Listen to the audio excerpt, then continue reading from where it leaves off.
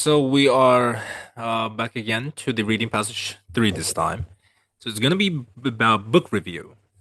So most probably passage 3 in many cases are pretty argumentative, meaning that an author an author sometimes reads an article and tries to, come up with questions by reading it.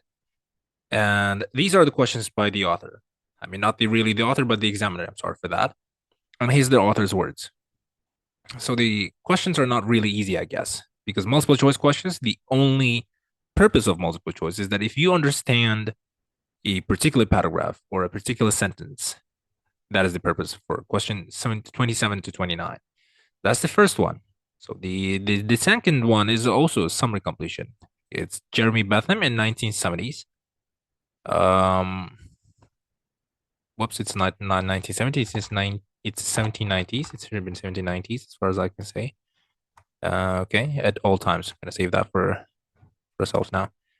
All right, make sure it's like that as well.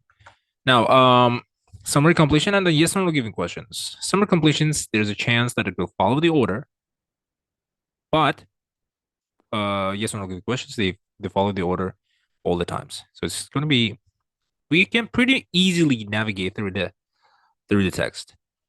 Now, the first thing here, it's asking, what is the reviewer's attitude to advocates of positive psychology?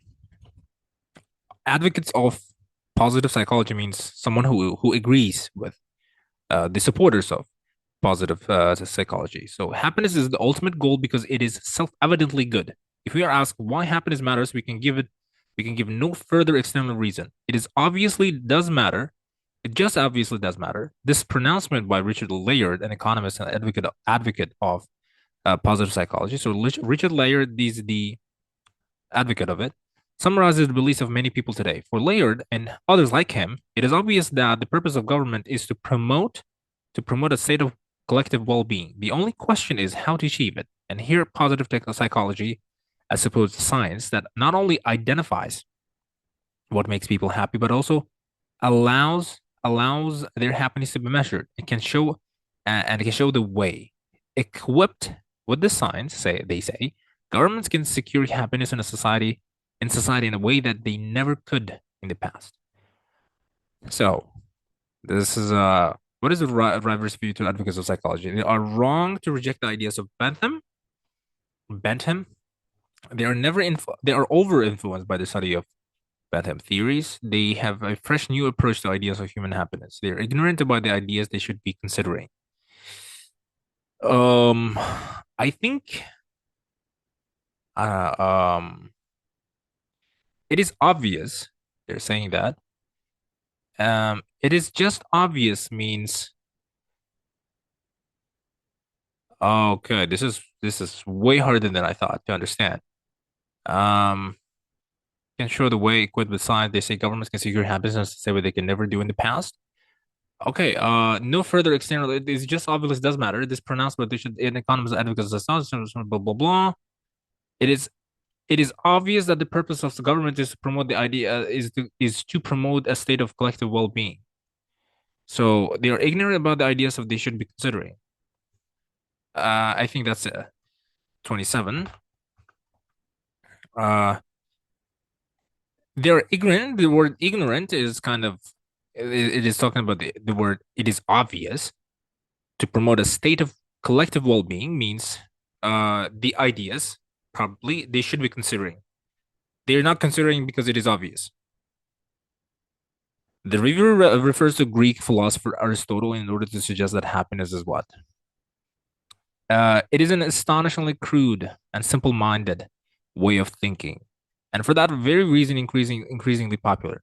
Those who think in this way are oblivious to and the to the okay. There's oblivious. There's like ignorant to the vast philosophical literature in which the meaning of and value of happiness have been explored and questioned, and right is as if nothing of any importance had been thought of the subject until it came to their attention. Oh, I'm sorry for that, guys.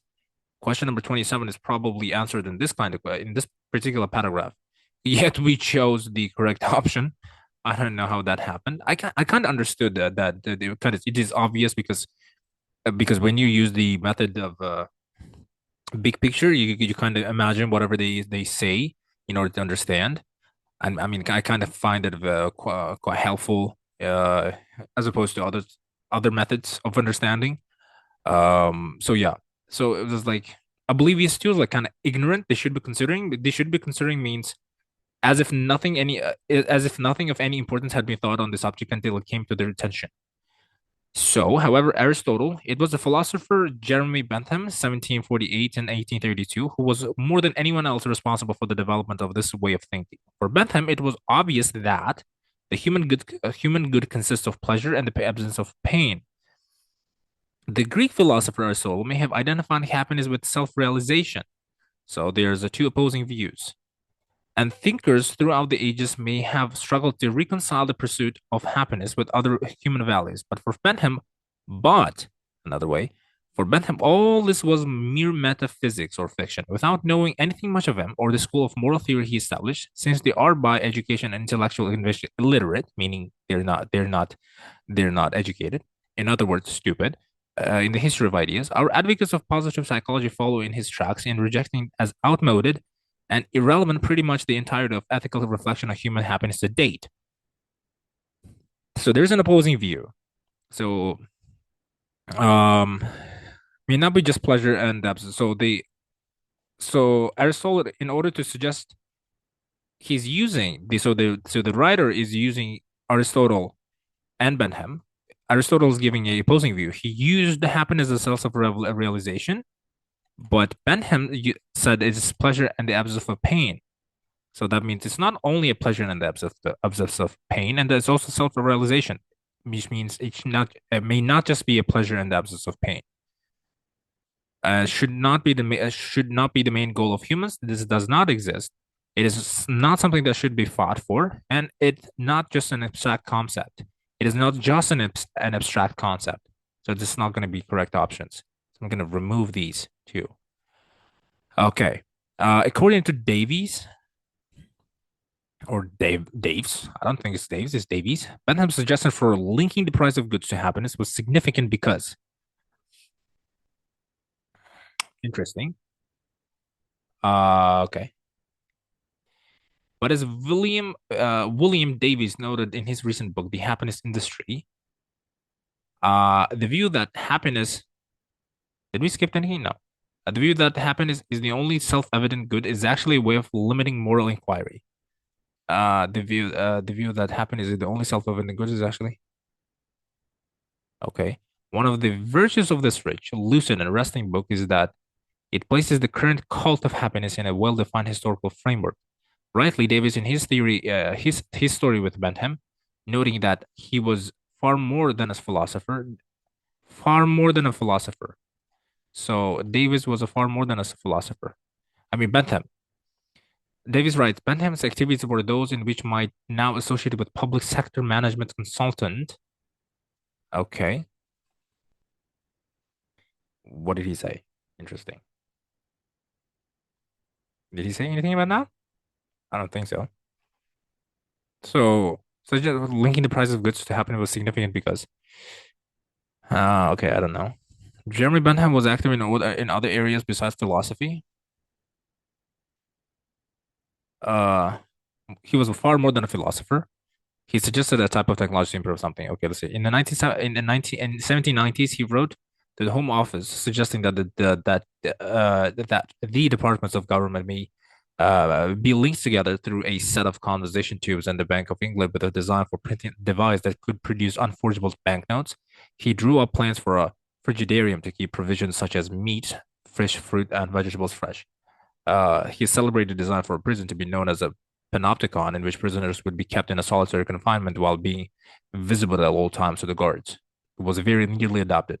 Surprisingly, Davis does not discuss the fact that Bentham meant his panopticon not just as a model prison, but also as an instrument of control that could be applied to all schools and factories. I mean, pretty much all institutions. Um, According to Davies, Bentham suggested linking the price of goods to happiness was significant because linking the prices of happiness. Jeremy Bentham was active in other areas besides philosophy. In the 1790s, he suggested a type of technology to improve for different government departments. So we have government departments. It was government departments. So he wrote the technology suggesting the departments could be linked together through a set of conversation tubes. So conversation tubes somehow it's telling me uh, communication. Oh, okay. Communication. I'm gonna remove that now. Okay. Please do that. Thank you. He developed a new way of printing banknotes to increase. And the Bank of England with a design for printing device that could produce unforgeable banknotes. Forging means stealing or just plagiarizing. Unforgeable means cannot be plagiarized. So that's pretty much security. So that's going to be security. Pretty easy. Pretty easy so far. It's going to be B.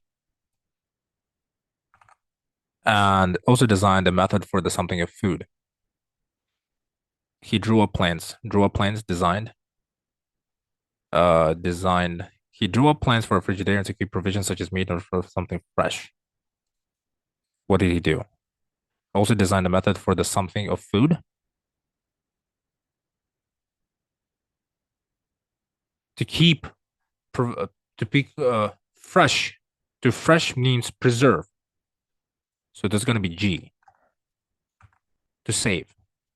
I mean, if he frigidarium, he came up with a frigidarium to store meat, fish, fruits. The word provision means meat, fish, and fruit. Provision means the usage of word provision, and then it says such as. What are the provisions? And that is also giving an example: meat, fish, and fruit, and vegetables, four types. He drew up plans for a prison which allowed the something of prisoners at all times. A prison to be as a panoptic, which prisoners would be kept in solitary confinement while being visible at all times. So being visible at all times is visible like his observation, nothing more. Okay. E. So when researchers when researching happiness, he investigated possibilities for its something and suggested some methods of doing this. Bentham was also a pioneer of the science of happiness. If happiness is to be regarded as a science, it has to be measured. And Bentham suggested two ways in which this might be done. It has to be measured. So pretty much measured, then I think it's measurement. There's nothing else that is suitable for that. So okay, we have okay, observation. Okay. I really love removing them. And this. Remove that, please. Thank you. So far, I don't know about 29. One strength of the happiness industry is its discussion of the relationship between. Okay. Viewing happiness as a complex of pleasurable sensations, he suggests that it might be quantified by measuring the human pulse rate. Alternatively, money could be used as the standard of quantification. If two different goods have the same price, it can be claimed that they produce the same quantity of pleasure in the consumer. Okay. Bentham was more attracted by the latter measure. The latter measure is about the quantity of pleasure in the consumer. By associating money so closely to inner experience, Davis writes, Bentham said, set the stage for the entangling of psychological research and capitalism that would shape the business practices of the 20th century. Did we get for the 29? All right. It was the first successful way of assessing happiness. No. It established a connection between work and psychology. Work is capitalism. Psychology is psychological research. Okay. Entangling means connection, of course. I don't know. It was the first successful example of psychological research. Not that. It involved consideration of the rights of consumers. I don't know. It's going to be kind of. I'm just curious if that's going to be correct. Okay, we're gonna you're gonna probably check that. One strength of the happiness industry is discussion. The happiness industry describes how the project of a science of happiness has become more integral to capitalism. Okay, number 35. I'm just gonna start doing this here because I literally forgot to give numbers because of course multiple choice just blew my mind. I just got literally exploded by the ideas. One strength integral is the discussion of the relationship between psychology and economy. We learn much that it is that is we learn much that is interesting about how economic problems are redefined and treated as psychological maladies. In addition, Davies shows how the belief that inner of pleasure and displeasure can be objectively measured has informed management studies and advertising. Studies and advertising, probably advertising is like economics. So 35 is going to be one strength of capitalism is discussion of the relationship between psychology and economics. It's interesting how problems are redefined and treated as redefined as and treated as a psychological maladies. That's 35. So it's going to be yes. It is more difficult to measure some emotions than others. So the tendency of thinkers such as J.B. Watson, the founder of behaviorism means a branch of psychology which is concerned with observable behavior, says was that human beings could be shaped or manipulated by policymakers and managers. Okay. Watson had no factual basis for his view of human action. When he became first president of the American Psychological Association in 1915, he had never even studied a single human being. It is more difficult to measure some emotions than others. This is not given. How do you know that's not given? If one thing, there's two things. So difficult to measure emotions. It is more difficult to measure some emotions than others. Some emotions than others. So there's a comparison of more than one emotion. If it's talking about only one, since it's talking it's only talking about one. There's nothing about emotions as well, so that's not going to be not give. It's probably when there's a comparison of two subjects. If one subject is not present in the paragraph, it is an automatic not given. Also, on the other hand, it doesn't talk about the measure some emotions. They're just saying it could the human beings can be shaped and manipulated by policymakers and managers. It's not emotion. Watson's ideas on behaviorism were supported by research on humans he carried out before 1950. That's clearly a no. That's clearly a no, automatic, because it already uh, he had never even studied a single human being. Watson, when he became a president and of the American Psychological Association, Watson's ideas have been most influential on governments outside America. Um, because his research had been confined to experiments on white rats. Okay, not humans. That's a probable answer. Probable answer. Yet Watson's reductive model is now widely applied, with behavior change becoming the goal of government. In Britain, a behavior insight team has been established by the government to study how people can be encouraged, at minimum cost to the public purse, to live in what are considered to be socially desirable ways. Watson's ideas have been most influential, and they're not given for us. The word most influential is not applied because the word it is just widely applied, but however the fact that it was it is did it influence the government? No. Outside America is Britain. Outside America is Britain. But however, the fact that they were influenced or not, no, they were just widely applied.